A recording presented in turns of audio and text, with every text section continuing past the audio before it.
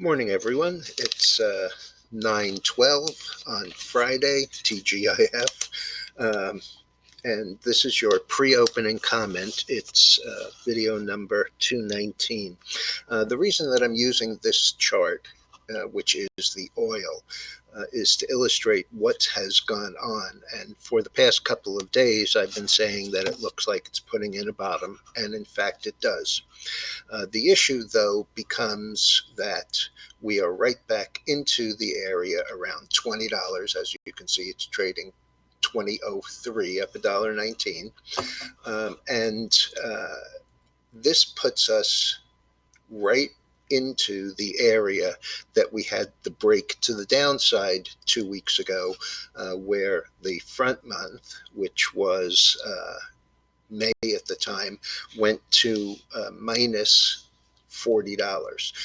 The difference here is that we've rolled over to the June contract, and while we actually are into that supply right around those bottoms that support becomes resistance in the other direction.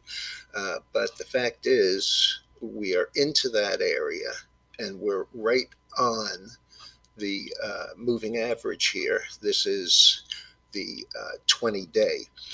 The one thing that I do want to point out, though, is that this contract, the June, was trading up here around 25. So I don't know what this area, I would expect there to be a lot of resistance here, but it actually may not come in until this 25 level, because the structure of that market never broke from 20. It actually broke from 25. So this is going to be a tough area all the way up to 29 or 30. But it seems to be plowing through. The energy stocks have done much better. So we'll just have to see.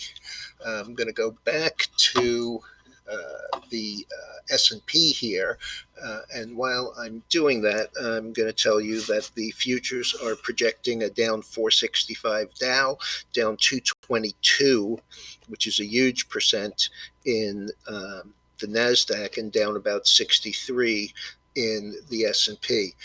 I would have to say that for the most part, this is our tweeter-in-chief yammering to anybody who'll listen about how he's going to punish China for COVID by increasing tariffs again.